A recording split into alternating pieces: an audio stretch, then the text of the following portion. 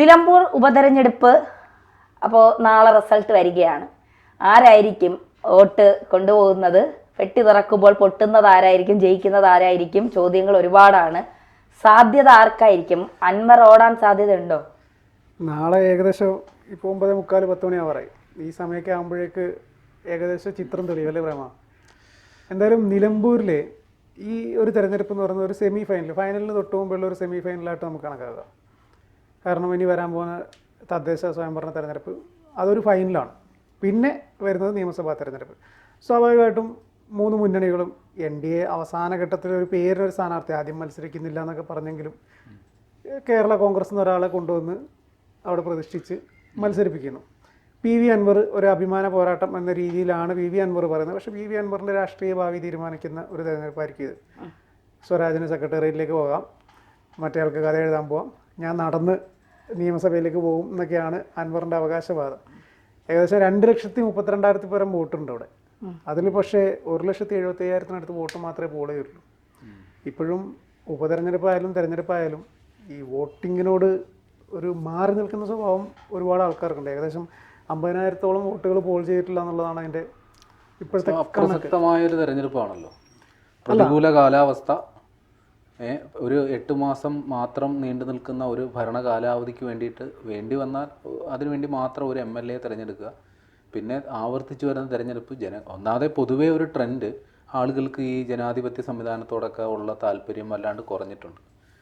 ഈ വോട്ട് തെരഞ്ഞെടുപ്പിന് ക്യൂ നിന്ന് വോട്ട് നിൽക്കുക ചെയ്യുക എന്നൊക്കെ ആ ഒരു പരിപാടി ഒരു വലിയൊരു വിഭാഗം ആളുകൾ അതിൽ നിന്നൊക്കെ വിട്ടു നിൽക്കുന്ന, ഇതിനോടൊന്നും വലിയ താല്പര്യമില്ലാതെ വിട്ടു നിൽക്കുന്ന ഒരു സംഗതിയാണ്. കുനുമേ കുരു എന്ന് പറയുന്ന പോലെ 8 മാസത്തേക്ക് വേണ്ടിയിട്ടൊരു ജനപ്രതിനിധിയെ തിരഞ്ഞെടുക്കുക, അതും അടിച്ചേൽപ്പിക്കുന്ന പോലെ ഒരു തിരഞ്ഞെടുപ്പ്. ഇപ്പോൾ അവിടുത്തെ MLA ജീവഹാനി വന്ന് സംഭവിച്ച തിരഞ്ഞെടുപ്പാണെങ്കിൽ അങ്ങനെയെങ്കിലും പറയാമായിരുന്നു. അതല്ലല്ലോ, അടിച്ചേൽപ്പിച്ചൊരു തിരഞ്ഞെടുപ്പ്, പിന്നെ പ്രതികൂല കാലാവസ്ഥ. ഈ രണ്ടാം പിണറായി സർക്കാർ വന്നതിന് ശേഷം 4 ബൈ ഇലക്ഷനുകൾ ഉണ്ടായിട്ടുണ്ട് ഉപതെരഞ്ഞെടുപ്പുണ്ട്.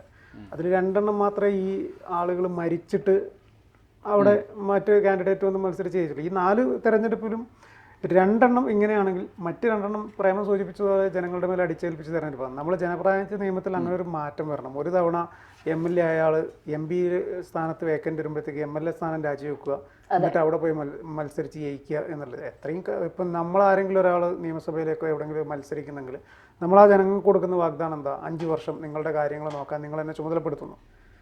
ആ ചുമതല ഞാൻ നിർവഹിക്കണ്ടേ? പകുതിക്ക് എത്തുമ്പം ഞാൻ വേറെ വഴിക്ക് പോകുന്നു എന്ന് പറയുന്ന ആ ഒരു രീതി ജനപ്രാതിനിധ്യ നിയമത്തിൽ നടപ്പുള്ള കാര്യമല്ലെന്ന്. തെരഞ്ഞെടുപ്പിൽ മത്സരിക്കാതെ മുഖ്യമന്ത്രിമാരായിട്ടുണ്ട് ഈ കേരളത്തിൽ.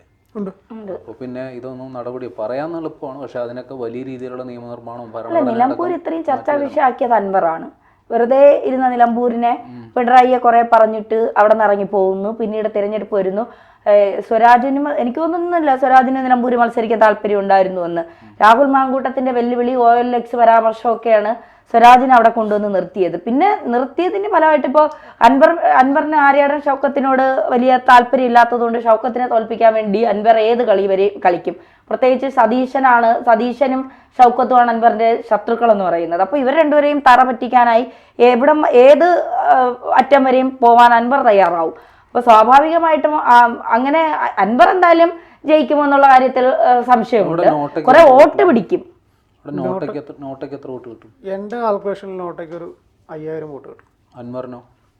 അൻവറിനൊരു 10,000 താഴെ മാത്രം, ഒരു 6,000 7,000 വോട്ട് കിട്ടിയ ഭാഗ്യം. സ്വരാജ് എനിക്ക് നോട്ടയുമായിട്ടാണ് അൻവറിന്റെ അൻവർ മത്സരിക്കുന്നത്. ഇപ്പൊ ഈ ഇലക്ഷൻ കഴിഞ്ഞതിന് ശേഷം സ്വാഭാവികമായിട്ടും എല്ലാ മുന്നിലും ഒരു കണക്കെടുപ്പ് നടക്കും.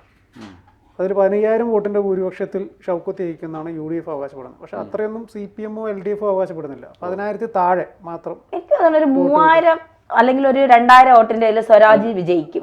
അവിടെ ആര്യാടൻ ഷൗക്കത്ത് പരമ്പരാഗതമായി ജയിച്ചിരുന്ന സമയത്ത് പോലും അച്ഛൻ ജയിച്ചപ്പോൾ പോലും വളരെ ടൈറ്റ് ഫിനിഷാണ്. അദ്ദേഹം തുടർച്ചയായിട്ടോട് ജയിച്ചു. അദ്ദേഹത്തിന് ഒരേ സമയം LDFനെയും മുസ്ലിം ലീഗിനെ നേരിടേണ്ടി ഉണ്ടായിരുന്നു ആ മണ്ഡലത്തിൽ. എന്നിട്ട് വളരെ ക്ലോസ് മാർജിനിലാണ് പലപ്പോഴും ജയിച്ചിരിക്കുന്നത്. എനിക്ക് തോന്നുന്നു അൻവറും കഴിഞ്ഞ തവണ ജയിച്ച നിസ്സാര ഭൂരിപക്ഷത്തിനാണ്. അപ്പോൾ ഈ 15,000 ഒന്നും നടപടിയുള്ള കാര്യമല്ല. ഭൂരിപക്ഷത്തിലാണ് അവിടെ ജയിക്കാൻ പോകുന്നത്. മാത്രമല്ല, അവിടെ പ്രചരണത്തിന്റെ അവസാന റൗണ്ട് വന്നപ്പോൾ ആർക്കും ഒരു മേധാവിത്വം പറയാൻ പറ്റാത്തൊരവസ്ഥയുണ്ട്. തുടക്കത്തിൽ അതൊരു UDF മണ്ഡലമാണ് എന്ന രീതിയിലുള്ള ഒരു പിക്ചറാണ് കിട്ടിയതെങ്കിലും സ്വരാജ് നല്ലൊരു ഫൈറ്റ് നടത്തിയിട്ടുണ്ട്. അല്ല പ്രേമേട്ട, ഇതില് നമ്മൾ നോക്കേണ്ട ഒരു പ്രധാനപ്പെട്ട കാര്യം, ഒരു തിരഞ്ഞെടുപ്പ് വരുമ്പോൾ നമ്മൾ 3 പാർട്ടിക്കാരെ അല്ലെങ്കിൽ 3 മുന്നണികളെയും അല്ലെങ്കിൽ അതിൽ നിൽക്കുന്ന പ്രതിനിധികളെയും നമ്മൾ ഓരോരുത്തരെ കുറിച്ച് സംസാരിക്കും. പക്ഷെ ഇവിടെ നിലമ്പൂർ ഇലക്ഷൻ വന്ന സമയത്ത് മുഴുവൻ അൻവർ മാത്രമായിരുന്നു ചർച്ചാ വിഷയം. അൻവർ അങ്ങോട്ട് പോകും. അൻവറിന് കയറി കിടക്കാൻ ഒരു സ്ഥലമില്ലാതെ അനാഥനായി അൻവർ നടക്കുകയായിരുന്നു. LDFനും വേണ്ട, UDFനും വേണ്ട, TMCക്ക് വേണ്ട. അങ്ങനെ ഒരു അവസ്ഥയിലേക്കാണ്. കാരണം പിന്നീട് അവരുടെ ഇതിൽ നിൽക്കാൻ പറ്റില്ല, സ്വതന്ത്ര സ്ഥാനാർത്ഥിയായിട്ടല്ലേ മത്സരിക്കുന്നത്. അപ്പോൾ അൻവർ മാത്രമായിരുന്നു. അവസാന ഘട്ടത്തിലേക്ക് കടന്നപ്പോഴാണ് ഈ സ്വരാജും ആര്യാടൻ ഷൗക്കത്തൊക്കെ ചിത്രത്തിൽ വന്നത് തന്നെ. അതുവരെ അൻവർ മാധ്യമങ്ങളെ കാണുന്നു, അൻവർ സംസാരിക്കുന്നു, അൻവർ പിണറായിയെ കുറിച്ച് പറയുന്നു, സതീശനെ കുറിച്ച് പറയുന്നു, അൻവറിന് വേണ്ടി ചർച്ച നടത്താൻ സുധാകരൻ അടക്കമുള്ളവർ പോകുന്നു, രാഹുൽ മാങ്കൂട്ടത്തിൽ രാത്രി ആരും കാണാതെ അൻവറിന്റെ വീട്ടിലേക്ക് പോകുന്നു. അങ്ങനെയുള്ള ചർച്ചകൾ അൻവറിൽ മുഴങ്ങിയായിരുന്നു നിലമ്പൂർ ഉപതെരഞ്ഞെടുപ്പ്. പിന്നീട് ഏറ്റവും അവസാന നിമിഷം എത്തിയപ്പോഴാണ് അത് മുന്നണികളിലേക്ക് മാറിയത്. എനിക്ക് തോന്നുന്നു നിശബ്ദ പ്രചരണത്തിന് മുൻപ് ആണെന്ന് തോന്നുന്നു. കൊട്ടിക്കലാശത്തിനൊക്കെയാണ് ആര്യാടൻ ഷൗക്കത്തിനെ കാണുന്നത് തന്നെ.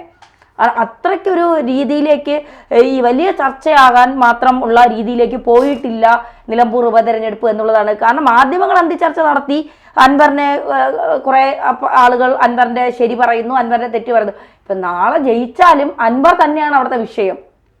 അൻവറിന്റെ ഈ പിന്മാറ്റം സ്വരാജിനെ ജയിപ്പിച്ചു അല്ലെങ്കിൽ ഷൗക്കത്തിനെ ജയിപ്പിച്ചു, ഇത് തന്നെയാണ് അവിടുത്തെ വിഷയം.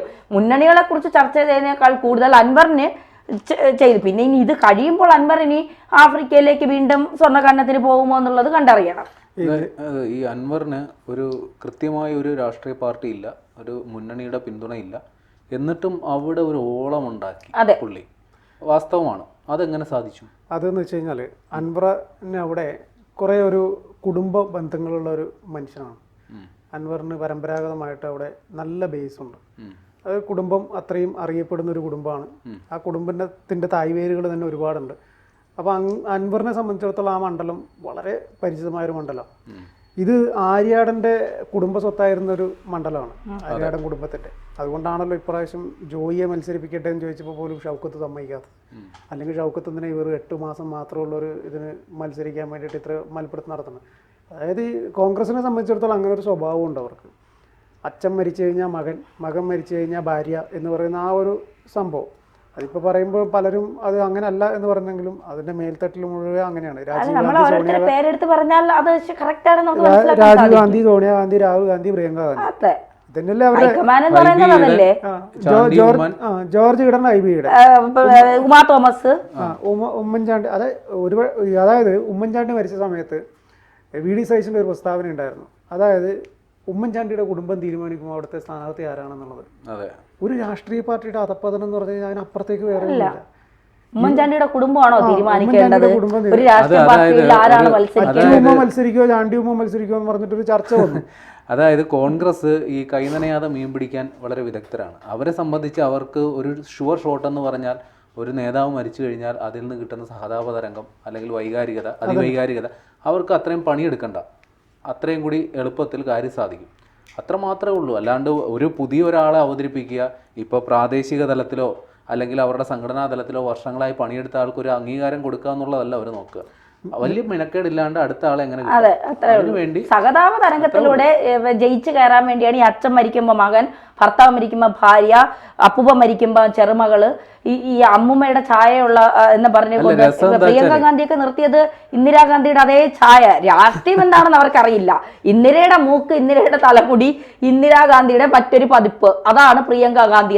ഹൈക്കമാൻഡ് എന്ന് പറയുന്നത് ആരാണ്? രാഹുൽ ഗാന്ധി, സോണിയാഗാന്ധി, പ്രിയങ്ക ഗാന്ധി, റോബർട്ട് വാദ്ര, ഇതല്ലേ ഹൈക്കമാൻഡ്. പ്രശ്നം എന്താ വെച്ചാൽ ഇപ്പോൾ ഈ കോൺഗ്രസിന്റെ ഒരു രീതി, ഇപ്പോൾ ഒരാൾ നേതാവായാൽ അയാളുടെ മകനോ മകളോ അത്യാവശ്യം ഒരു പൊതുരംഗത്ത് പ്രവർത്തിക്കുന്ന ആ ഒരു പരുവായി കഴിഞ്ഞാൽ പിന്നെ അവരും കതറൂട്ടം ഇറങ്ങാം.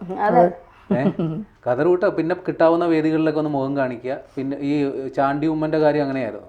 ഉമ്മൻചാണ്ടിയുടെ നിഴലായിട്ട് പിന്നെ അവസാന കാലയളങ്ങളിൽ ഇങ്ങനെ പതിവ് പരിപാടികളിലൊക്കെ പങ്കെടുക്കുക, പതുക്കെ യൂത്ത് കോൺഗ്രസിന്റെ പരിപാടികളിൽ സജീവമാകുക. പ്രേമലയുടെ ഹൈക്കമാൻഡിൽ ഇരിക്കുന്ന ഒരു ആളുടെ മകൻ രാഷ്ട്രീയത്തിൽ ഇറങ്ങാനായി പേര് വരെ ചേഞ്ച് ചെയ്തു. അതാരാണ്? പ്രിയങ്ക ഗാന്ധിയുടെ മകൻ. അവരുടെ രാഷ്ട്രീയം തലയ്ക്ക് പിടിച്ചവരെയും കുടുംബവാഴ്ച രാഷ്ട്രീയത്തിൽ കൊണ്ടുവരുന്നവരുടെ നമുക്ക് പറയാൻ പറ്റില്ല. എന്തായാലും നാളെ ഈ സമയത്ത് അറിയാം നിലമ്പൂര് എന്റെ കിരീടവും ചെങ്കോലും ആരെ എന്തുമെന്നുള്ളത്. നാളെ നമുക്ക് ഇതുപോലെ ഇരുന്നിട്ട് ചർച്ച ചെയ്യണം. അതെ, തീർച്ചയായിട്ടും.